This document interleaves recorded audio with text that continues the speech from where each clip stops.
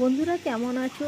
আশা করি তোমরা সকলে ভালো আছো। আমিও খুব ভালো আছি। আজকে তোমাদের কাছে নতুন ভিডিও নিয়ে চলে এসেছি, মৌরলা মাছের ঝাল।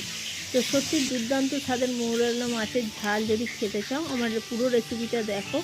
আর যেসব বন্ধুরা আমার ভিডিও দেখছো তাদেরকে অনেক অনেক ভালোবাসা। আর যারা নতুন বন্ধু একটা সাবস্ক্রাইব করে প্লিজ আমার পাশে থেকো।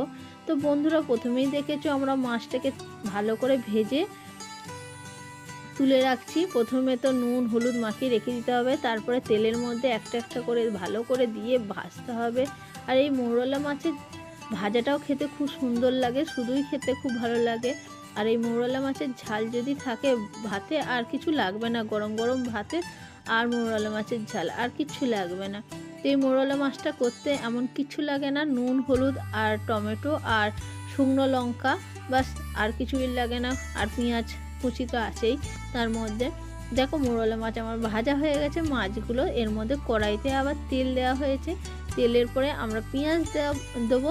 তো পেঁয়াজগুলো একটু লাল লাল করে ভাজতে হবে ভালো করে। পেঁয়াজগুলো যখন ভাজা ভাজা হয়ে যাবে এরপরে এর মধ্যে একটু নুন দেবো আর মশলাটা দেবো।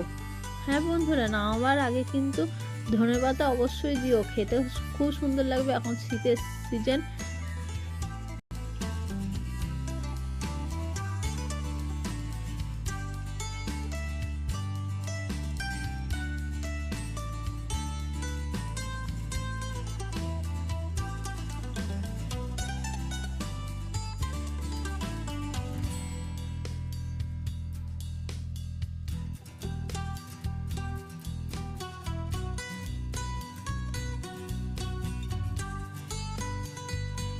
পেঁয়াজগুলো ভালোভাবে ভাজা হয়ে গেলে নুন আর হলুদ দিতে হবে।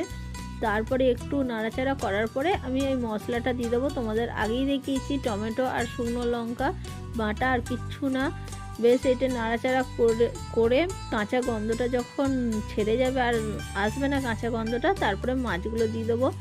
মাছগুলো দিয়ে দেওয়ার পরে একটু জল দিতে হবে। জল দিয়ে দিলে ভালো করে আরও মশলাগুলো মিশে যাবে সবার সঙ্গে। নামাবার আগে ধনেপাতা দিয়ে দিতে হবে। এই করে রেডি আমার মৌরলা মাছের ঝাল। তো বন্ধুরা কার কার ভালো লেগেছে অবশ্যই কমেন্ট করবে আর বানাবে ঘরের মধ্যে যদি ভালো লাগে থাকে। তো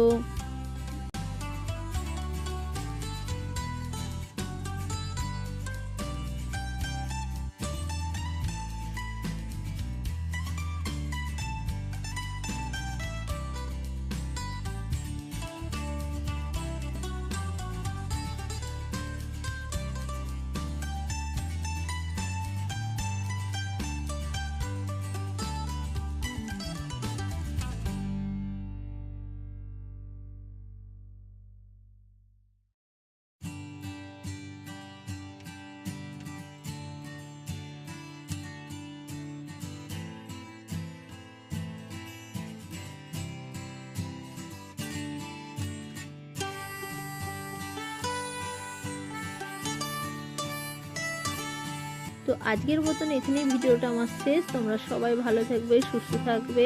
পরের ভিডিওটা অবশ্যই তোমাদের সঙ্গে আবার দেখা হচ্ছে।